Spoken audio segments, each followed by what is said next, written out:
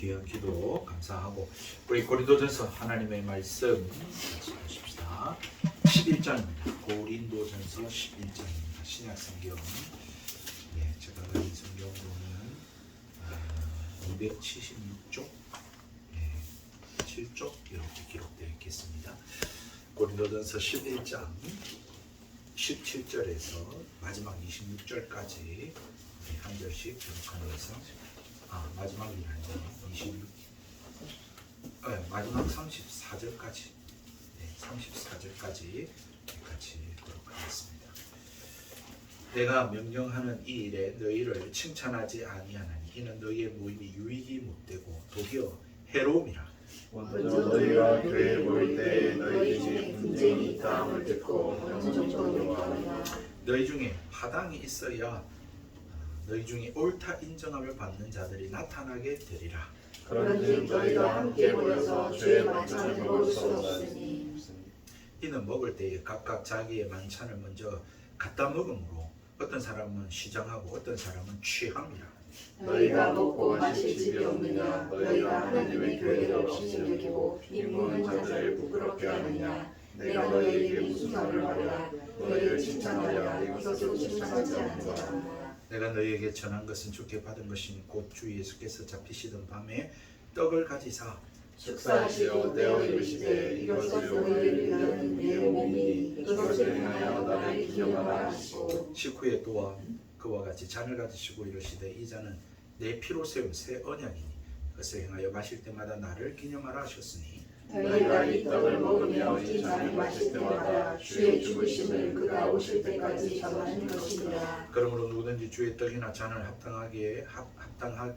합당하지 않게 먹고 마시는 자는 주의 몸과 피에 대하여 죄를 짓는 것이니라.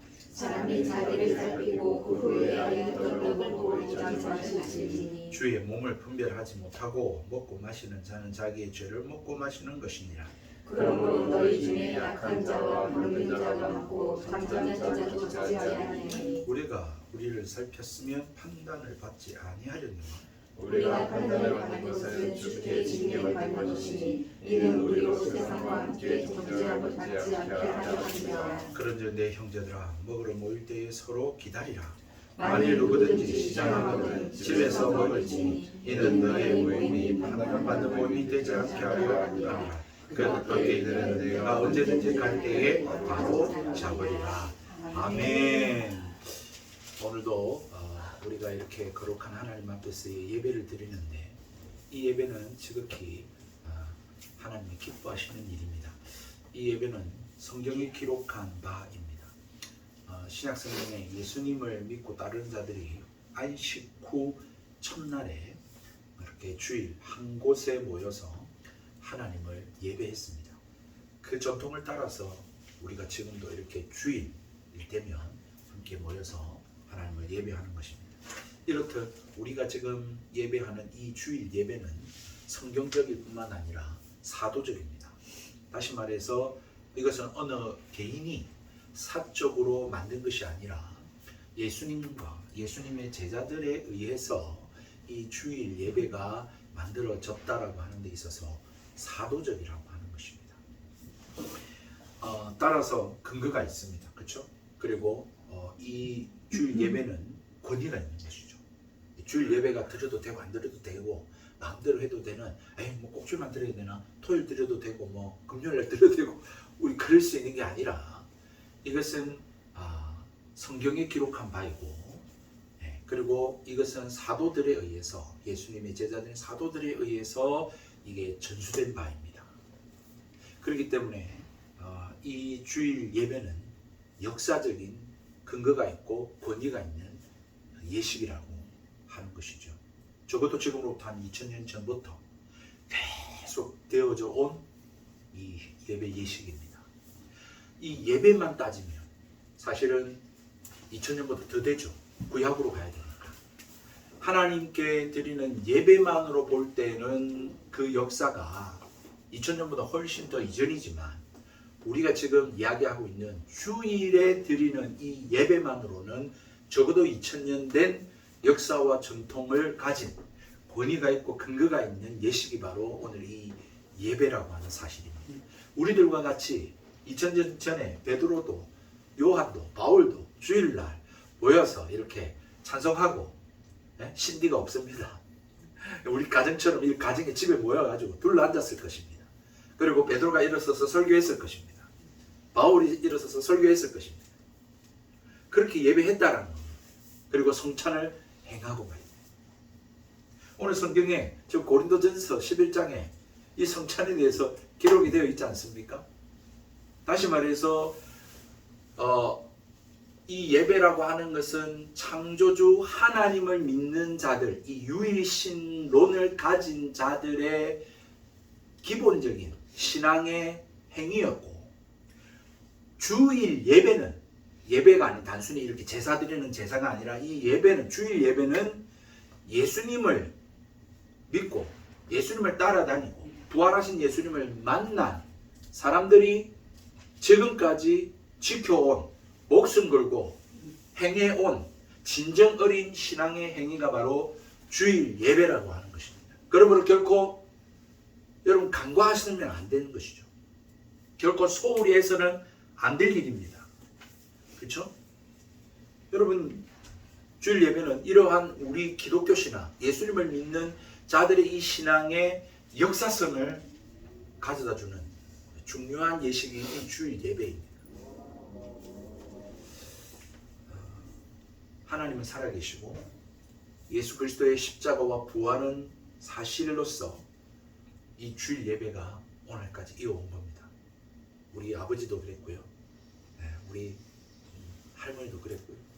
그 전에도 복음이 우리 나라에 들어오기 전에는 그렇지 못했지만 그 들어오고 난 이후부터는 계속되어 왔고, 그 전해준 자들에 의해서 계속 주일 예배는 드려질 것입니다. 이렇게 정말 이 예배와 함께 역사성, 이 사실로서의 이 진실성, 이것을 이어오는 예식이 또 하나 있다면 오늘 우리가 읽은 이 성찬이죠. 성찬이 바로 그렇습니다. 참 성경에 보면 참 재미난 이야기들이 많이 있습니다. 그래서 참 저는 이거 설교를 준비하면서도 너무 행복하고 즐거웠는데 여러분들한테 들려주고 싶은 이야기들이 참 너무 많습니다. 오늘 성경 보면 이게 성경입니다. 지금 우리가 읽은 하나님 말씀입니다. 저 고린도 교회에 무슨 일이 있었느냐, 그죠? 이 성찬에 대해서 문제가 생겼습니다. 참 이런 성찬에 대한 솔직한 이야기를 기록해 놓으면서 오늘 우리에게 하나님이 말씀하고자 하는 뜻이 있는 거죠. 의미가 있는 거죠. 기독교회는 이 예수 그리스도의 십자가 부활을 믿는 자들이 성령 강림 사건 이후에 안식 후 첫날 주일이죠. 오늘 모여가지고 예배하고 하나님 말씀 듣고 같이 찬양하고 또 기도하고 또 성찬을 매주마다 행했습니다.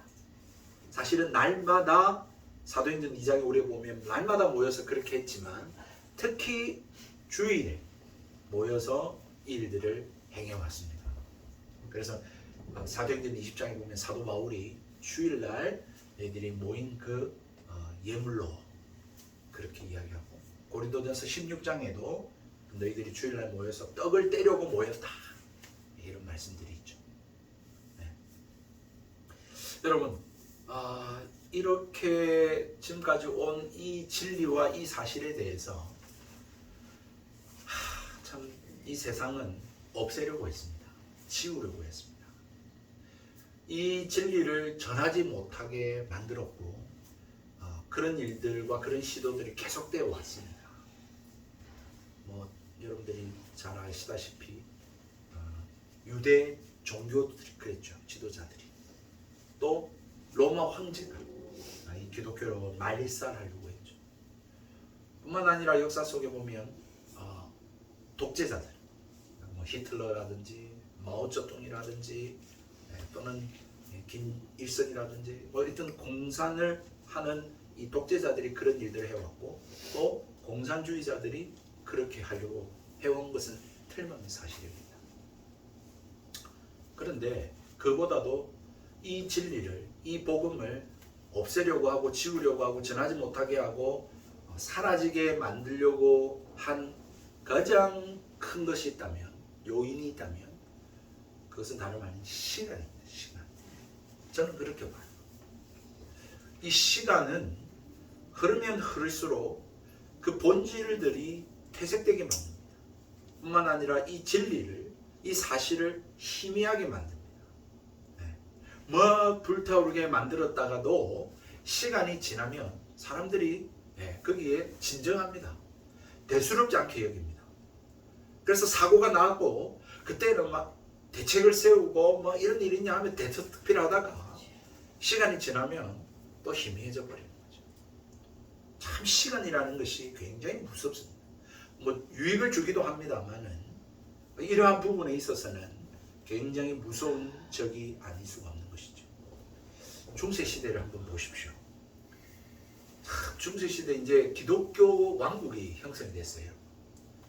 기독교가 콘스탄티누스 황제에 의해서 어쨌든 이제 자유를 얻게 되고, 아니 자유를 얻을 뿐만 아니라 국가의 종교가 되면서 약 1000년, 종교개혁이 일어나기 전까지 약 1000년의 시간 동안 유럽 사회를 지배하는, 왕보다 더 높은 지위에 있게 된 것이 바로 교회였습니다. 기독교였습니다.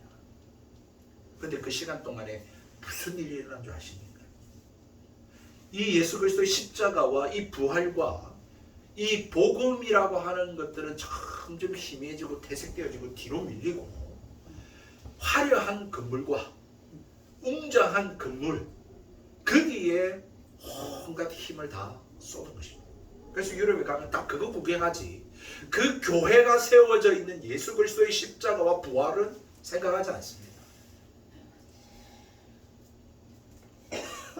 시간이 지나면서 예수 그리스도의 그 십자가와 부활에 대한 의미를 되새기고 그 말씀대로 살려고 하는 이 말씀이 집중되지 아니하고, 점점 눈에 보이지 않는 이 예배 자리에 예배를 받으시고 이 자리에 임재해 계시는 그 눈에 보이지 않는 하나님을 생각하지 않고 자꾸 사람들의 눈을 의식하고 이목을 끄는 그러한 화려한 치장과, 그리고 일어섰다 앉았다 하는 그런 어떤, 그리고 머리 덮어 쓰는 그러한 예식과 형식들, 그리고 눈에 보이는 그러한 우상들, 형상들을 가득 채우게 된 것입니다. 그래서 여러분들이 또 뭐 외국에 가보시거나 뭐 TV나 이 미디어를 통해서 보시다시피 뭐 형상들이 많죠. 그림들이 많고, 그래서 만지고 어떻게 행위를 하는, 여러분들이 잘 아시다시피 마틴 루터라고 하는 종교개혁자는 그 바티칸 성당에, 베드로 성당에 올라갈 때 그 계단을 무릎으로 올라갔다. 그래야 하나님 앞에 내 죄를 사함받고 하나님 앞에서 구원을 얻을 수 있을 것 같은 그런 일들이 성행했다는 거죠. 그런 것들이 만연했어요. 그리고 지금도 뭐 상들이 많죠. 사람의 상들이 많습니다. 말씀은 도외시되어졌습니다. 예수님이 하시지도 않은 말들, 사도들이 전해주지 않은, 그 성경에 기록되어지지 않은 그 많은 말들이 막 무성하게 만들어졌습니다. 종교 지도자들의 기득권을 유지하기 위해서, 또한 한편으로는 일반 성도들의 그 욕망을 채워주기 위해서 이상한 괴물과 같은 교리들이 생겨나기 시작했습니다. 예를 들자면은 교황은 죄가 없다 라고 하는 무호설, 교황 무호설이 생겨나고, 또한 마리아는 신성하다 라고 한다든지, 또 죽으면 바로 천국이나 지옥이 아니라 연옥에 가서 되게 해 있는다 라고 하며, 그래서 마리아한테 기도하고 또 성자에게 기도하면 복을 받고 응답을 받으며, 어떤 돈으로 속전을 행하면 그 연옥에 있는 죽은 자에게 영향을 미쳐서 천국에 갈 수 있다 라고 하는 식의, 또 역사 공부를 하신 분들에게 잘 알지만 면죄부를 판매하고 헌금을 하면 죄를 사해주는 이런 일들이 막 생겨지고 가르쳐지게 된 것입니다. 네. 여러분 시간이 점점 흐르면 중세 시대뿐만 아니라 점점 시간이 지나면서 오늘 현대 교회에도 희한한 가르침들이 생겨나기 시작했습니다. 그래서 여러분도 혹시 이런 이야기들 들어보셨나요? 하나님은 사랑이시기 때문에 그 끔찍한 지옥을 만드시지 않으셨을 것이다. 그러니까 지옥이라고 하는 것은 없다. 다만 경책하고 경계하고 주의를 주기 위해서 하신 이야기일 뿐이지 죽으면 다 똑같다. 혹시 들어보셨습니까? 여러분 그런 책도 있습니다. 네. 여러분 또 이런 이야기 들어보셨습니까? 구원은 하나님께 있기 때문에 하나님은 모든 사람들이 다 멸망받지 않고 구원에 이르기를 원하시기 때문에 그래서 어떻게든 착하게 살면 다 구원받는다. 혹시 들어보셨나요? 네. 여러분 이게 이제 종교다원주의자들이 하는 이야기죠. 뭐로 가도 기차를 타든지 비행기를 타든지 버스를 타든지 자전거를 타든지 솔로만 하면 된다. 그래서 그러한 단체들이 생겨나게 되어졌고 여러분 잘 아시다시피 WCC라고 하는 그런 단체라든지 이런 것들이 종교 통합을 주장하는 일들이 생겨나게 됐습니다. 반대로 또 이런 이야기도 있습니다. 예수님을 믿음으로만 구원받기 때문에 그렇잖아요. 그렇기 때문에 말씀대로 꼭 그렇게 살지 않아도 되고 뭐 죄를 지어도 괜찮다. 이런 이야기들도 교회 안에 떠돌고 있습니다. 이런 이야기들로 교회도 역시 성경으로 돌아가지 아니하고 점점 나락으로 떨어지고 있는 것을 보게 되는 것이죠. 교회가 세속화되어지고 인간 중심, 물질 중심, 그리고 또 쾌락 중심, 편리 중심 등으로 교회가 흘러가고 있는 것입니다. 그러니까 저도 어느덧 그랬어요. 막 신디가 없고 막 드럼 없고 일렉 없으면 막 예배가 은혜가 안 되는 것 같고 교회가 카페가 없으면 교회가 안 되고 이제 막 그런 거죠. 교회가 이제 스크린이 없으면 안 돼. 언제부터인가 스크린이 없어. 교인들이 성경을 안 들고 예배만 딱 들고 스크린을 다 띄워주니까 점점 그렇게 되어가는 편리 중심, 인간 중심, 물질 중심. 그러니까 이제 돈이 없으면 교회가 세워지기도 어렵고 복음이 전파되기도 어려워.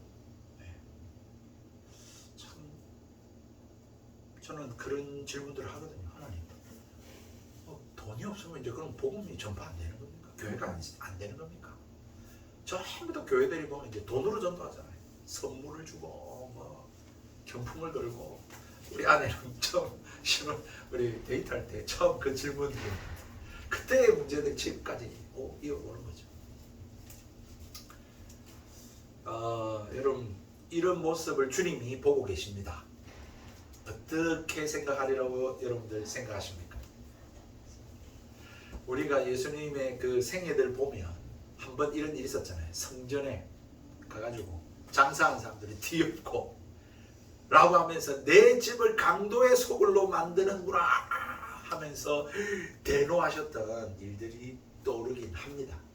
그런데 여러분 오늘 본문의 사도 바울의 모습으로 봐도 우리는 충분히 어떤 마음을 가지실까가 충분히 예상이 되죠. 짐작이 됩니다. 여러분 오늘 고린도 교회에 무슨 문제가 있었다고요? 성찬에 대한 문제가 있었다고요. 근데 이 성찬에 대한 문제를 가지고 지적하는 것이 10절로부터 오늘 34절까지인데 여러분 여기에 한글로 번역을 해서 이 지금 감이 조금 떨어지는데 이거를 여러분들이 아마 세번역이나 또는 뭐 현대인의 성경 이런 것들로 조금 노골적으로 의역을 해놓은 성경들을 보시면 굉장히 더 실감납니다. 굉장히 파격적인 이야기들을 많이 하죠. 17절을 보시면 내가 명하는 이 일에 너희를 칭찬하지 아니하리니 이는 너희의 모임이 유익이 못되고 도리어 해롭다. 여러분 교회 보고 지금 그 모임 유익은 못 된다. 해롭다 그 교회. 여러분 요한계시록에 보면 사도 요한은 교회를 향하여 뭐라고 표현했냐면 사단의 회다 그렇게 얘기했습니다. 교회를 향하여 사단의 회다. 그 이세벨 막 이야기 나오고 뭐 4대 교회 같은 교회 사단의 회다. 교회를 향하여. 오늘 사도 바울은 너희 모임 교회가 지금 유익 못 되고 해롭다 오히려 라고 이야기를 하고 또 19절에는 이 개역 개정 성경 번역이 조금 어렵게 되어 있습니다만 이거를 제가 의역해서 표현하자면 뭐라고 표현할 수 있냐면 너희 중에 이단이 있어야 생겨야 너희 중에 옳다 바르다라고 하는 사람들이 나타나게 될 거다. 이단이 있어야 진짜 의로운 사람 믿음으로 사는 사람이 드러나지 않겠냐 그 말입니다. 19절에 그렇게까지 이야기합니다. 그리고 20절에는 그런즉 너희가 함께 모여서 주의 만찬을 먹을 수 없다. 너가 먹을 자격이 없다. 성찬 행하지 마라 이 말입니다. 와 엄청나게 강한 어조로 지금 이야기를 하고 권면을 하고 있습니다. 심지어 22절에는 하나님의 교회를 업신여긴다까지 말하고 있습니다. 2절에서는 11장 우리가 읽지 않았지만 2절에서는 칭찬하노라 그랬는데 17절에는 칭찬 못하겠다 그렇게 이야기하고 또 저 뒤에 가서도 칭찬을 못하겠다 또 그런 이야기를 또 한 번 더 합니다. 무슨 이유에서 그렇게 말씀하고 있을까? 오늘 그게 이제 핵심 요지입니다. 교회를 향하여서 사도 바울이 해롭다 그 모임 야 너 성찬 행하지 마라. 하나님의 교회를 업신여기네. 이단이 나타나야 그래 올바른 사람이 있는 거니까 이단이 있다 이 말 아닙니까? 나 칭찬 못하겠다네 이렇게 이야기하고 하나님의 교회를 업신여기는 자들아 라고 하는 이 이야기를 하게 된 이유가 뭘까? 점점 이 고린도 교회도 본질로부터 벗어나기 시작한 거죠. 그리고 시간이 지나면서 매주 성찬을 행하니까 그냥 카스테라 먹는가 보다 먹고 그냥 포도주 맛있네 오늘은 좀 달달하네 오늘은 좀 세네 막 이렇게 생각했었고 성찬의 의미 이것이 무엇인지 이것이 뭘 가르쳐 주는지 전혀 생각을 하지 않고 아무 생각 없이 무개념으로 그렇게 예배하고 있고 그렇게 성찬을 행하고 있고 그렇게 교회가 진리로부터 본질로부터 점점 엉뚱한 길로 벗어나고 있더라고 하는 사실인 것입니다. 여러분 이 초대교회의 성찬은 지금처럼 행해지지 않았습니다. 지금은 굉장히 형식화됐잖아요. 절차 이렇게 그 다음에 체계 어떤 그런 형태가 딱 갖춰졌잖아요. 막 가운을 입고 목사들 장로들이 그리고 어떤 그릇도 성찬기 이래가지고 이렇게 다 갖춰져 있습니다만은 초대교회 때는 전혀 그러지 않았습니다. 오히려 성찬이 애찬과 비슷한 형태를 가졌습니다.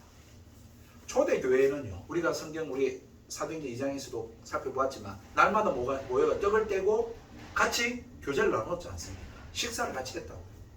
다시 말해서 이게 식사인지 이게 성찬인지 약간 구분이 안 될 정도로 그런 일들이 있었습니다. 그렇지만 주일에는 모여서 떡을 떼었다 이렇게 표현되고 있는 것을 통해 주일에는 성찬했는 것을 우리가 알 수 있는 거죠. 어쨌든 이들에게 저녁 식사를 이제 주일 만찬이라고 하는 표현을 쓰잖아요. 만찬이라고 할 때 이 만자는 늦을 만입니다. 저녁 식사를 말하는 겁니다. 오늘날 우리는 이제 성찬 거룩한 식사다 이렇게 이야기를 하고 있는 것이고 그래서 같은 말이지만 의미가 조금은 구분됩니다. 주의 만찬, 성만찬은 예수님께서 행하셨던 그 사건을 어떻게 보면 가리키는 그런 단어로서 말할 수 있고 성찬이라고 해야 우리는 낮에 행하니까 성찬이라고 거룩한 예식으로서 식사 이거를 생각하시면 될 것 같아요. 근데 그들은 이제 그렇게 모였는데 모이는 시간들이 다 달랐습니다. 그러니까 오늘날처럼 딱 이 시간에 딱 정해가지고 모인 게 아니라 그리고 오늘날처럼 교회에서 어떤 담당자가 있어가지고 준비하는 게 아닙니다. 다 각자 싸들고 오는 거예요. 빵하고 포도주하고 이렇게 다 들고 그래서 같이 펼쳐놓고 같이 먹는 거예요. 먼저 예배하기 전에 이제 식사를 하니까 애찬이 되겠죠. 애찬이 되고 그런데 이것이 성찬으로 이어지는데 문제는 뭐냐면 여러분 부유한 자들은 가져와서 먼저 먹습니다. 배가 고프니까. 자기가 가지고 왔고 지금 뭐 사람들이 자꾸 넣고 시장하고 하니까 먹습니다. 그런데 가난한 자들, 이 가난한 사람들은 누구였을까요? 이 고대에 2000년 전에 노예들 아니겠습니까? 가난한 노동자들 아니겠습니까? 그러니까 그야말로 남의 집살이를 해주고 이렇게 사는 사람들 아니겠죠. 그래도 가져올 게 없죠. 늦으니까 또 뿐만 아니라 헐레벌떡 오는 거죠. 그렇게 예배 참석하는데 와보니까 부자들이, 부유한 자들이 다 먹고 심지어 어떤 일이 일어났었냐면 취했습니다. 포도주를 먹으니까. 그러니까 이 가난한 자들이, 이 노동자들이, 이 노예들이 와서는 먹을 것도 없고 그 성찬에 참여할 수도 없는 거예요. 이런 일이 벌어졌어요. 야, 여러분, 이거는 정말 분노를 일으킬 수밖에 없는 일이라고 하는 것이죠. 어떤 부분에서 그렇습니까? 단순한 성찬 문제가 아닙니다. 내가 먹을 거 못 먹었다. 예? 먹는 마음 끝에, 그죠? 먹는 거 가지고 마음 상한다고. 그런 문제가 아니에요. 어떤 문제냐? 첫 번째로 한번 보십시다. 여러분, 이것은 기독교 교회와 진리의 심각한 훼손을 가져왔는데, 첫 번째로 하나 되게 하신 것을 깨뜨렸습니다. 여러분, 뭐라고 이야기를 하고 있습니까? 너희 중에 19절에 너희 중에 파당이 있어야 이렇게 이야기합니다. 나뉘어졌다는 거예요. 파당이 생겼습니다. 그리고 22절에 너희가 먹고 마실 집이 없냐, 너희가 하나님의 교회를 업신여기고 빈궁한 자들을 부끄럽게 하느냐, 사람을 업신여기는 일들이 생겨났습니다. 주께서 피 흘려 죽으셔서 예수님을 통해서 하나 되게 하시고 한 몸 이루시고 새로운 사회를 만든 것이 교회인데, 새로운 하나님의 사회가 교회인데, 이 교회가 깨뜨려지게 됩니다. 다시 파당이 생기고 갈라지고 거짓들이 들어오고 악이 생기고 교회 안에 여전히 그러한 문제들이 파생되어졌다는 것입니다. 그러니 분노를 안 할 수가 없죠. 지금 예수님이 어떻게 죽었는데, 예수님이 죽으시고 어떻게 세워진 교회인데 이 교회 안에 경제적, 사회적 차별이 있냐 이거죠. 빈부귀천, 지위고하, 남녀노소, 그리고 인종, 그리고 또 이 색깔, 피부 색깔 다 상관없이 누구든지 예수를 믿는 자들은 하나님의 자녀라고, 그렇게 주님께서 십자가에 죽으시고 부활하심으로 그 구원의 길을 여셨는데, 그렇게 해서 모였는데 그 안에 여전히 뭐가 있습니까? 너희는 가난한 자들, 나는 부유한 자들, 너희들하고 우리하고 달라. 그때는 신분 사회가 있으니까, 계급 사회였으니까 당연히 또 그랬겠죠. 그러니까 업신여김이 있었고, 부자들은 부유함, 다시 말하면 자기 배고픔을 채우고 술 취할 정도면 얼마나 먹었겠습니까? 포도주를. 그러니 이 쾌락주의, 물질주의, 이것들이 교회 안에 가득했고, 가난한 자들은 어떻게 했습니까? 바보입니까? 가난한 자, 가난하다고 바보 아니잖아요. 열등감이 생기겠죠. 분노가 생기겠죠. 그래, 너희들끼리 놀아라, 우리는 우리끼리 하는 그러한 일들이 생기면서 이 주님의 몸이 깨어지는 이런 일들이 발생하게 되었다는 것입니다. 주님의 살과 피를 먹음으로 오히려 나뉘어졌던 너와 나가 하나 되고 그리스도와 연합하듯이 정말 그리스도로 말미암아 하나 되어 한 가족을 이루어야 될 시간, 그 예식이 오히려 갈등과 파당과 정죄와 이 세상의 쾌락에 어떻게 보면 그 회식 자리처럼 만들어 버린다. 세상 회식 자리처럼 만들어 버린다.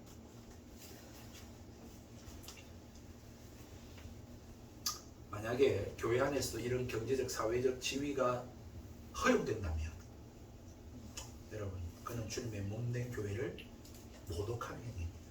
이야기하고 있지 않습니까? 22절에 하나님의 교회를 업신여기니 너희들 먹을 데가 없냐? 먹고 마실 집이 없냐? 집에 가서 먹고 마셔라. 성찬의 문제가 교회론까지 영향을 미치는 겁니다. 하나님의 교회는 세상과 다르거든요. 고린도 교회는 참 많은 문제가 있었는데, 특히 이 문제, 그러한 사회적, 경제적 환경을 그대로 교회 안에 받아들이고 있었다는 것입니다. 교회 안에 다양한 사람들이 있을 수 있습니다. 그건 당연한 것이죠. 모두 다 하나님 부르셨고 귀하게 여기시는 사람들입니다. 그런데 그 안에서도 차별이 있어서 앉는 자리, 특별하게 이 사람들 앉는 자리, 그리고 그 사람들을 배제하고 이렇게 가난한 자들을 부끄럽게 여기고 약한 자들을 무시하고 업신 여기고 그렇게 어디에 참여할 수 있고 못 참여하게 하고, 여러분 그거는 하나님의 뜻을 저버리는 행위고 하나님을 모독하는 행위라는 것입니다. 그건 교회가 아닙니다. 오히려 교회는 그러한 자들을 더 우대해주고, 야 세상에서는 이런 대접 못 받는데 교회 오니까 이런 대접 받네 라고 하는 곳이 되어야 하는 곳이 교회인데, 교회가 오히려 이런 분열과 냉대와 차별과 무시와 쾌락과 물질 만능과 이 사회적 경제적 차별이 오히려 교회 안에 가득하게 된 것이죠. 그것도 성찬의 시간에, 성찬을 통해서. 이거는 정말 앞서 말씀드린 대로 성찬에 참여할 자격 없고 성찬을 행해서는 안 되고, 이거는 모임은 해로운 것입니다. 없어져야 된다. 오히려 어떤 모임이 본래의 목적과 의미를 상실하면 모이지 않는 만 못하는 거예요. 모이지 마라 차라리. 그렇게 되는 거죠. 그렇다면 주님의 만찬, 이 성찬의 본래의 의미와 목적이 무엇이었습니까? 그것을 사도 바울이 이제 23절로부터 쫙 설명하기 시작합니다. 이것을 요약하면 첫 번째 이겁니다. 이 성찬의 의미가 뭐냐? 이건 첫 번째로 예수님 기억하라는 거 아니냐? 예수님 생각해라. 예수님. 이건 내가 만든 건 아니다.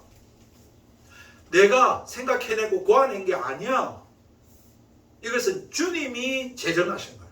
주님이 만드셨고 주님이 지시한 거야. 너희들 모일 때마다 이거를 먹고 마심으로 나를 기념해라 라고 하신 것이야. 그렇기 때문에 성찬 너희들 모이면 내 배고픔 해결이 문제가 아니고 먼저 예수님 생각해야 돼. 예수님. 우리 주일 예배에 모이면 여러분 어떤 생각하실지 모르겠습니다.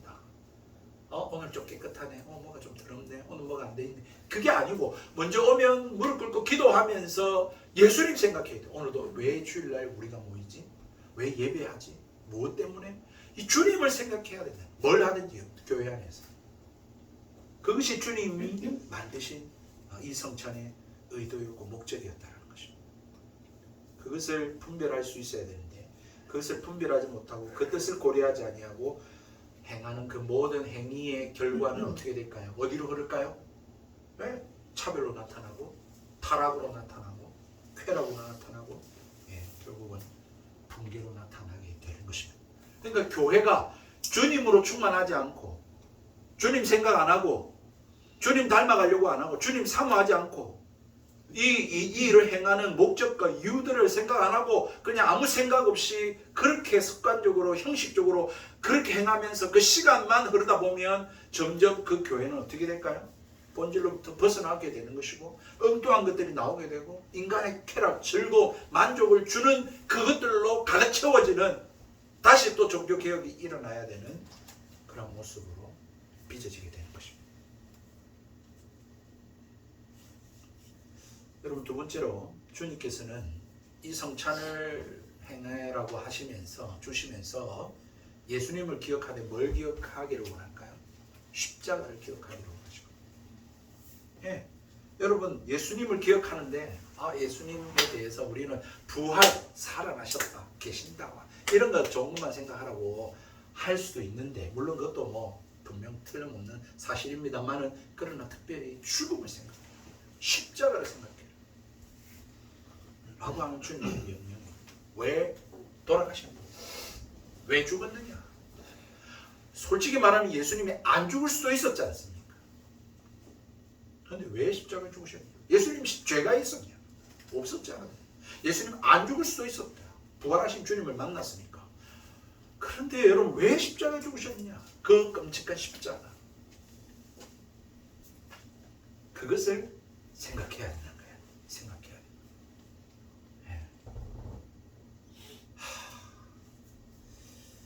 여러분 그래야 우리가 제대로 온전한 삶을 살 수 있습니다. 여러분 왜 십자가에 예수님 왜 죽으셨습니까? 안 죽을 수도 있었는데 왜 십자가에 예수님 달려 죽으셨나요?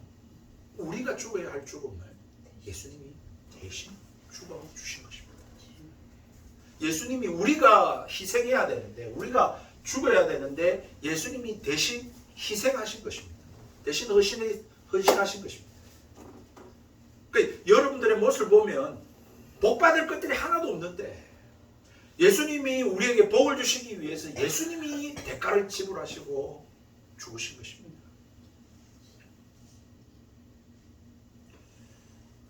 여러분, 그것들을 생각해 우리가 죄를 미워할 수 있습니다.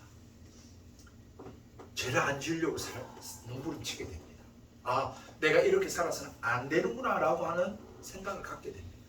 여러분, 현충일, 뭐 이런 기념일도, 우리나라에 있는 기념일도 왜 자꾸 생각합니까?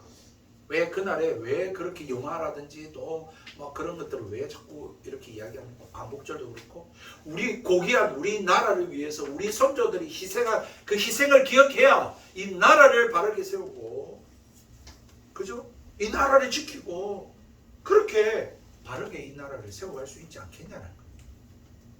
그래서 자꾸 그 희생한 선열들을 자꾸 기억하는 거죠.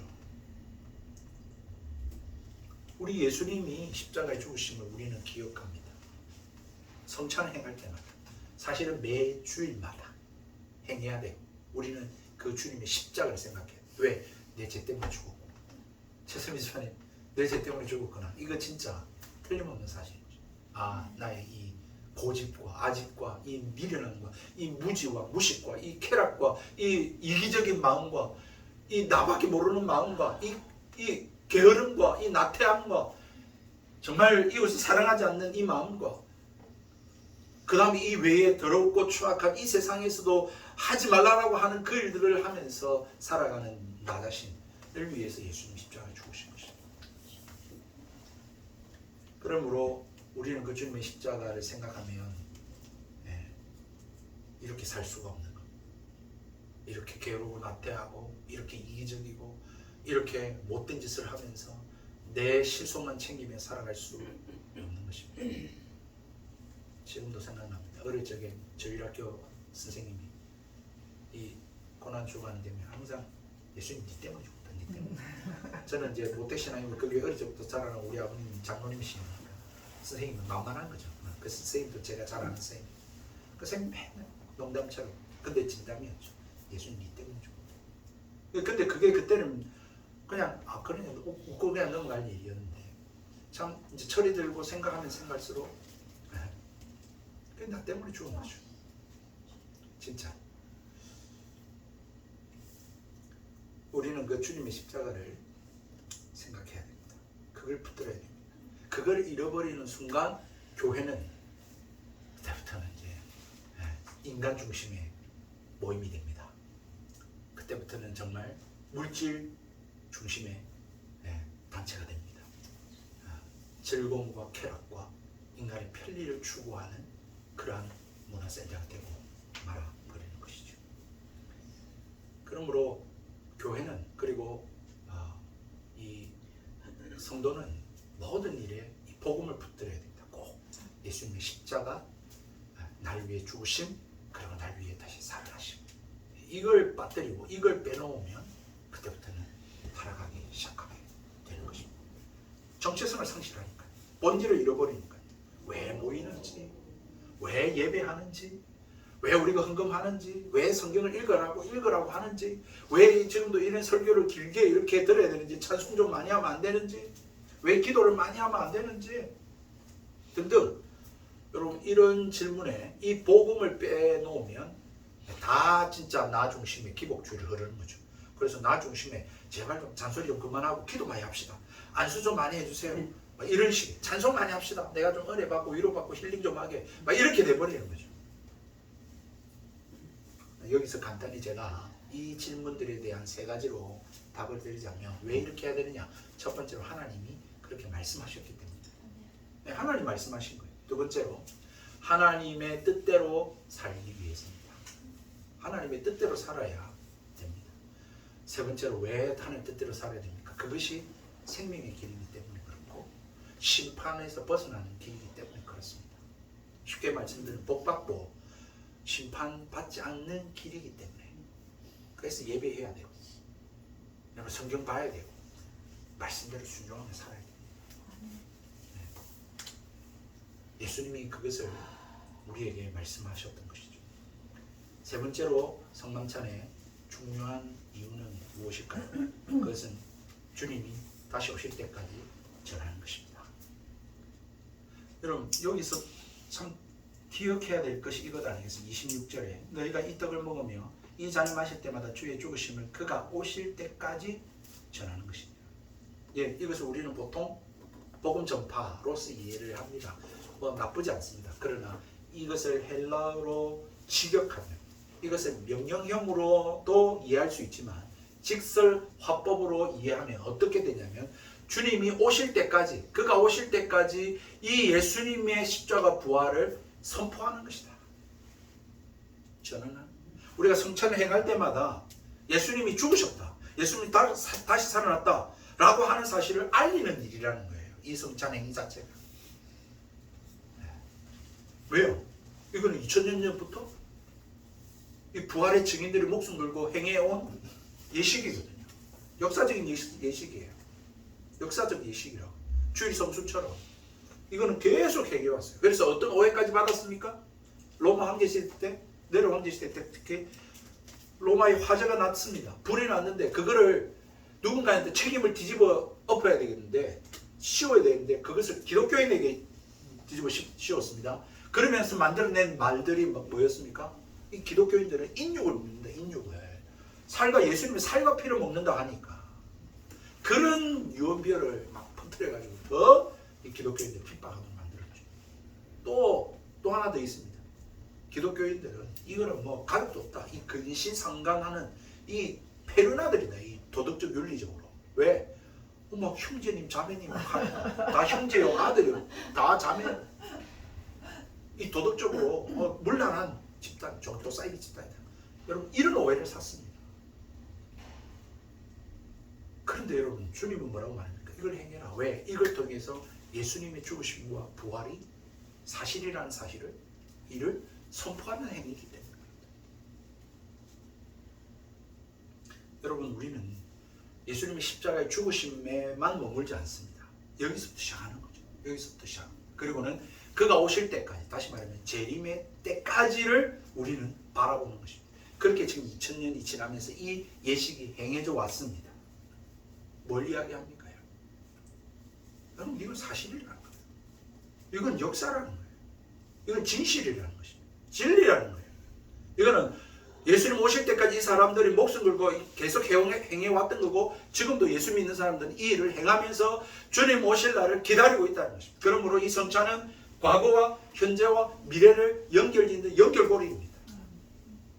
다시 말해서 예수님의 십자가의 죽으심으로 내 죄를 위해 죽었구나. 예수님이 부활하심으로 그렇게 내가 이제 온전하게 살아야지. 그리고 예수님이 오실 것을 기다리면서 그래 끝까지 이 믿음을 변치 말자 라고 하는 소망까지 이것을 다 아우르는 행위가 뭐냐? 이 성찬 행위라는 것입니다. 그러므로 여러분 고린도 교회 사람 성도들이 막 먹고 취하고 아유 배부르다. 이제 다 먹었나? 우리는 너 알아서 해라. 이렇게 할 수 있는 일이 아닌 거예요. 성찬이. 그러니 대노하죠. 이런 교회 형태 하나님이 대노하실 수밖에 없습니다. 응답 안 하십니다. 역사 안 합니다. 진짜 심판하십니다. 여러분 진짜 무섭습니다. 여러분 성찬을 잘못 행하면 어떤 일이 일어납니까? 29절에 말합니다. 주의 몸을 분별하지 못하고 먹고 마시는 자는 자기의 죄를 먹고 마시는 것이니라. 그러므로 너희 중에 약한 자와 병든 자가 많고 잠자는 자도 적지 아니하니. 어마어마한 말씀입니다. 물론 여기에 논란이 있습니다만 잠자는 자는 죽은 자라는 말합니다. 이것에 대한 해석이 어떤 죄를 말하는 거냐 아니면 이 성찬을 잘못 행한 것으로 말미암은 결과냐 라고 하는 논란이 있습니다만 우리가 그냥 아무 생각 없이 단순하게 보면 이 성찬을 잘못 행하면 병들기도 하고 약한 자도 생기고 죽는 자도 생긴다는 것입니다. 그만큼 여러분 뭘 경고하고 있습니까? 이 성찬을 우습게 여기면 안 되는 일이라는 것입니다. 이 성찬을 소홀히 하면 안 되는 것이라고 말하고 있습니다. 왜요? 이 성찬은 다시 한 번 더 말씀드리지만 예수님께서 제정하신 것입니다. 예수님의 피값으로 말미암아 만들어진 것이고, 이것은 예수님이 우리 죄를 대신해서 죽었다라고 하는 사실을 알리는 것이고, 예수님이 부활하셔서 다시 오셔서 심판하실 분이라고 하는 사실을 알려주는 것이기 때문에 소홀하면 안 되는 것입니다. 간과하면 안 됩니다. 우습게 여기면 안 되는 것입니다. 아무렇게나 행하면 안 되는 것입니다. 그 의미를 되새겨야 되는 것입니다. 이것을 마치 신비적인 그러한 일들이 있는 것처럼 착각하기도 했습니다. 성찬을 여러분들이 잘 아시다시피 캐톨릭에서는 화채설이라고 그러죠. 이 떡과 포도주를 마시는데, 이 빵과 포도주를 마시는데, 이게 먹으면 그것이 예수님의 몸과 살로 피로 바뀐다는 것입니다. 화채설, 변화화, 몸체자. 그래서 종교개혁자들 비웃었습니다. 웃기고 있니? 그러면 그 불스러기를 쥐가 먹으면 쥐도 구원받냐? 예수님처럼 성화하냐? 그렇게 비웃었습니다. 그래서 종교개혁자들은 다 그것들을 거부하고 기념설을, 말씀 그대로 기념하라 하겠습니까? 이 기념설을 붙듭니다. 근데 단순한 기념설이 아니라 이것도 세 가지로 나눕니다. 첫 번째로 쯔빙글리라고 하는 스코틀랜드, 거기에 스위스의 종교개혁자는 뭘 주장을 했냐면 기념설, 상징설을 주장을 했습니다. 다시 말해서 이거는 그냥 진짜 기념하는 것이고 기억하고 생각할 뿐인 거다 라고 단순하게 생각했고요. 우리가 잘 아는 마틴 루터 같은 경우는 공제설을 주장했습니다. 단순히 기념하는 게 아니라 그거는 맞는데 거기에 다시 어떤 진짜 우리가 하나님이 우리의 마음과 몸을 새롭게 하신다 라고 하는 공제설을 또 주장을 했습니다. 개혁교회, 우리와 같이 장로교 특히 보신 것 같은 데는 영적 임재설을 주장한 칼빈의 주장은 다릅니다.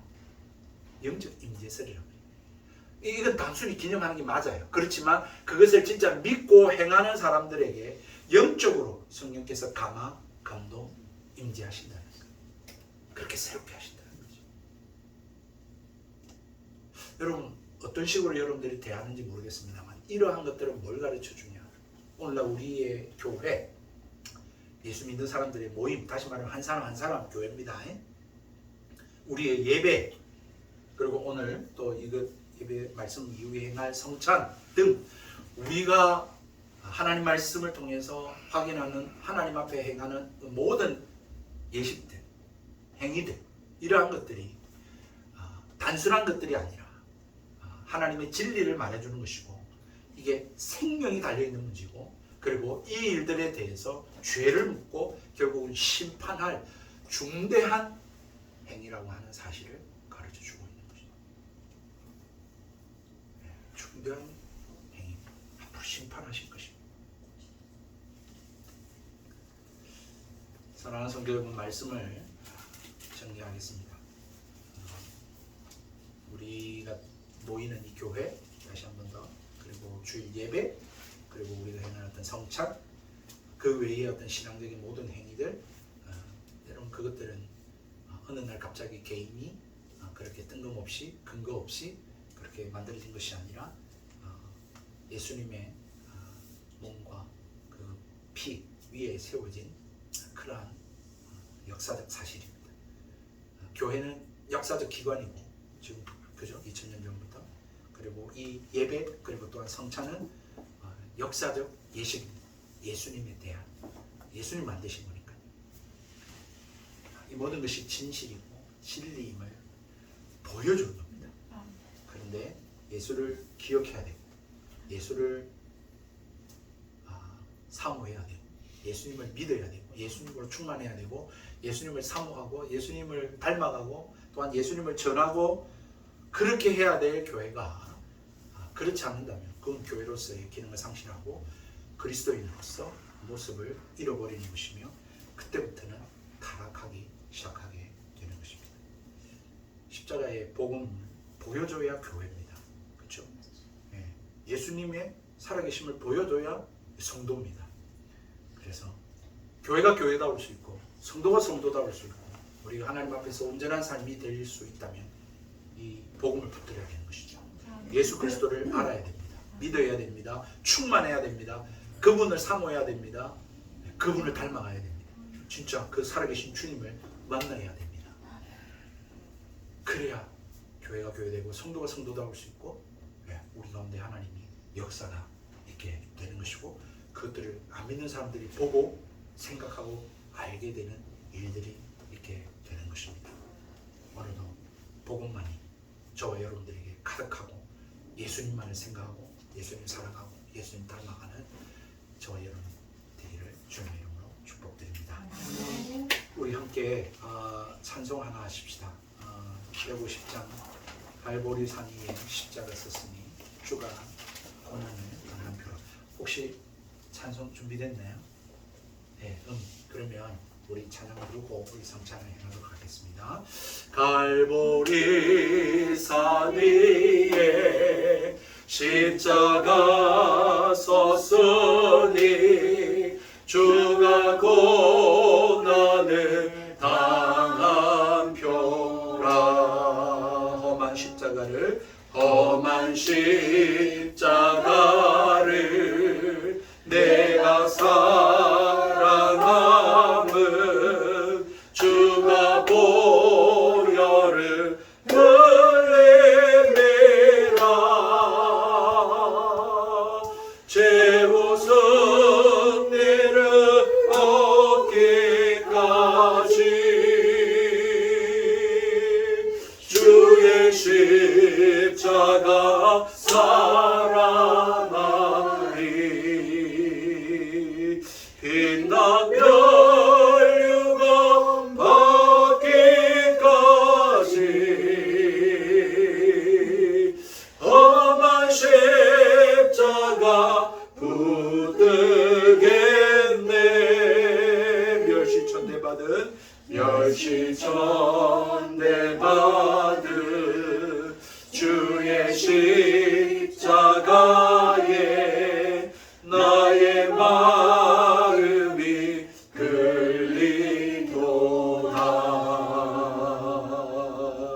귀한 어린 양이 세상 죄를 지고 험한 십자가 지셨도다. 죄우선 일을 얻기까지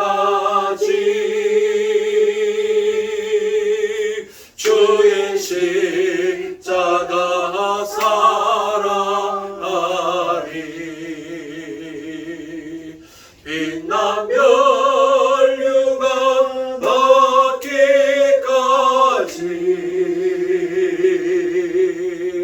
험한 십자가 붙들겠네. 우리 2절까지만 하고 우리 성찬을 행하도록 하겠습니다. 우리 음악을 좀 틀어주시면 좋겠고, 비록 우리가 빵입니다만은 주님의 몸, 찢으신 몸, 그것을 상징하는 것입니다. 우리가 이걸 먹을 때에는 나중에 또 저녁 우리 점심 식사를 하겠습니다만 이거 먹을 때는 주님의 살을 내가 먹는 거예요. 진짜 그분이 날 대신해서 십자가에 죽으셨다. 내가 그분으로 인하여 산다 라고 하는 사실을 기억하시고, 그리고 이 역사라는 거죠. 사실이라는 거죠. 예수님이 죽으신 건 사실이다. 이거 2000년 전에부터 계속 해오는 거니까 예수님 죽은 건 사실이라는 거죠.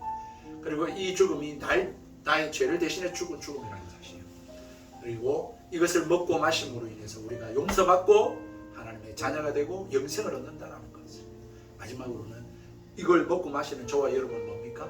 예수 안에 하나라는 것입니다. 우리가 이것을 지켜가는 것이다 라고 하는 것입니다. 이것을 나눠드리도록 할 테니까 먹으시면서 그렇게 생각하시면 좋겠습니다.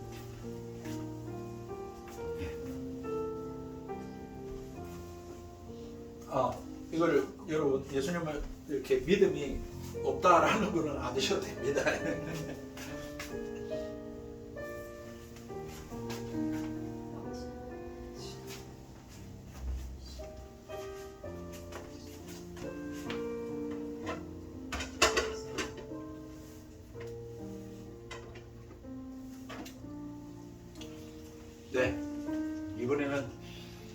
포도주입니다. 네, 붉은 피를 상징합니다. 이걸 또 마실 때에 주님의 피입니다. 주님이 날 대신해서 흘리신 피입니다. 이 피로 내가 죄사함 받는 것입니다. 용서받는 것입니다. 그러므로 우리가 죄에 대해서 우리가 민감해야 되겠고 하나님이 싫어하시는 건 안 해야겠다라는 생각해야 됩니다. 그래서 정말 하나님 앞에 정결함으로 살겠노라 다짐하는 마음, 그런 마음으로 이렇게 먹고 새롭게 해주십시오, 씻어주십시오, 그런 마음으로 이렇게 기도하시면서 드시면 좋겠습니다.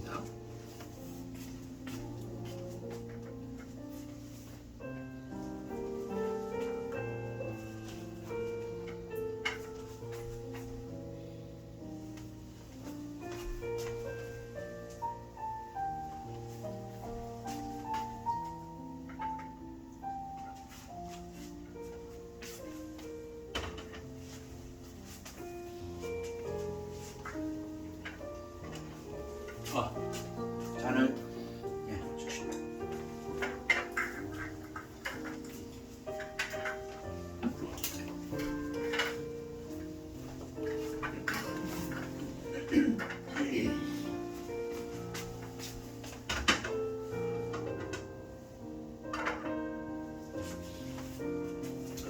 우리 함께 기도하십시다.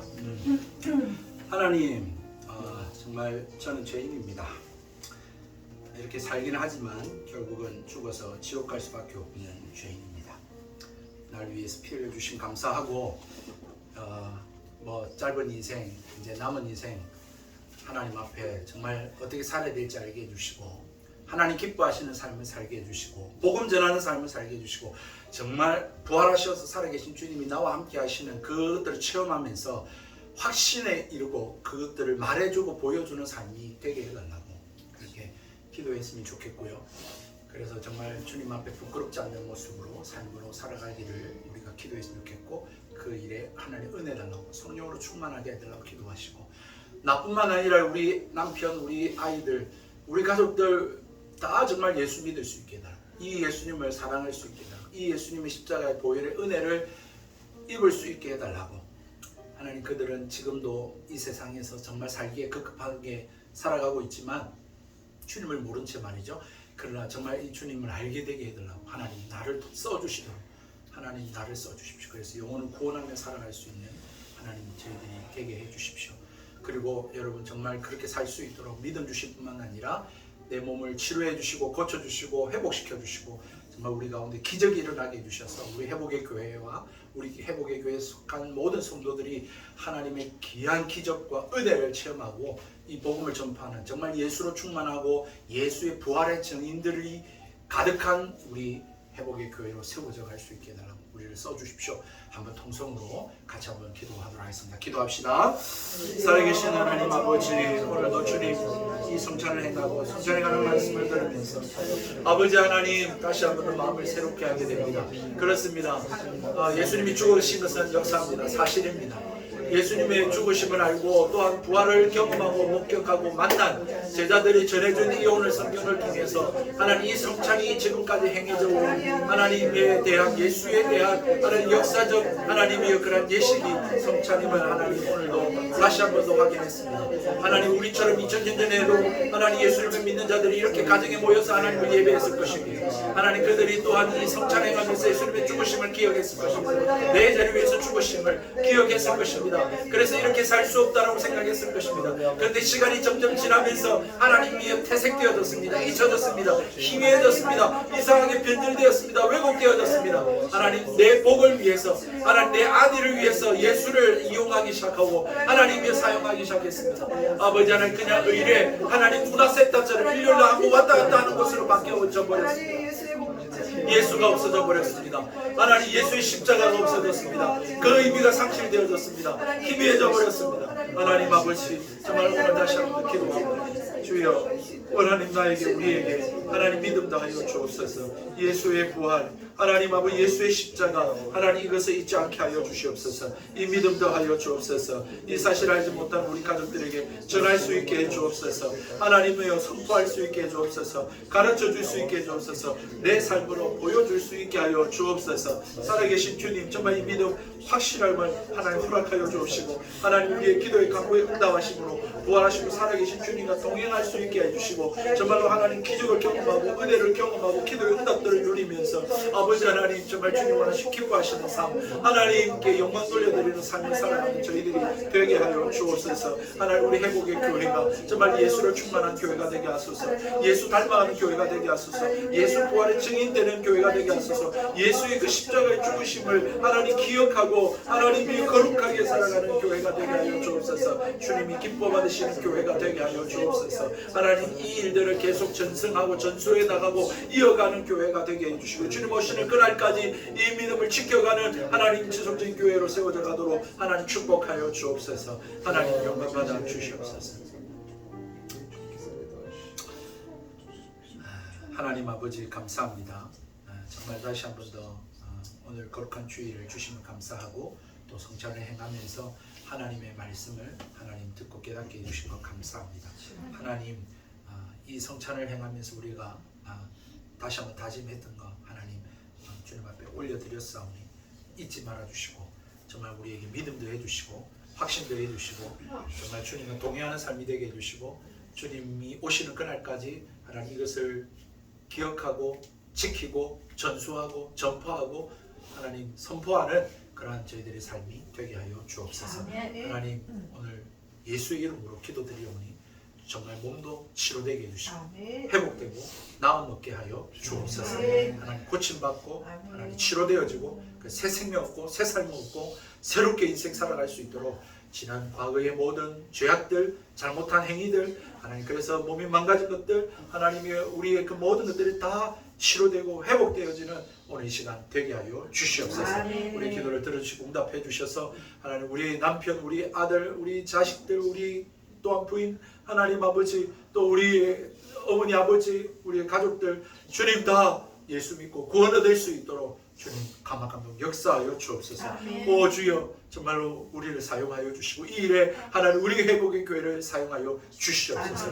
그래서 가정구원 일어나고 하나님이여 정말 예수의 사람들로 가득한 예수의 제자들로 가득한 예수로 충만한 그러한 복음이 가득한 교회로 세워지게 해 주시옵소서. 우리를 통해서 영광 받아주시고 주 예수님 어서 이 땅에 오시옵기를 간절히 바라오며 감사하고 살아계신 예수님의 이름으로 기도드리옵나이다. 아멘. 지금은 우리 구주 예수 그리스도의 은혜와 하나님 아버지의 무한하신 사랑하심과 성령 하나님의 함께하시고 교통하시고 위로하시고 충만하게 역사하시며 오늘도 하나님 예수의 제자로 예수의 증인으로 하나님 이 십자가에 부끄럽지 않는 삶으로 살기를 다짐하고 소원하는 성도들 머리 위에 오늘도 하나님 앞에 내 것이 아닙니다 주님 주신 것입니다 라고 하며 믿음의 고백으로 손길로 물질을 드리는 성도들 머리 위에 지금으로부터 영원토록 항상 함께 계실지어다.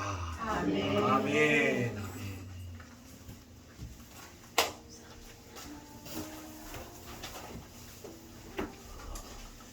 아멘. 감사합니다. 네, 승리하십시오. 승리하십시오.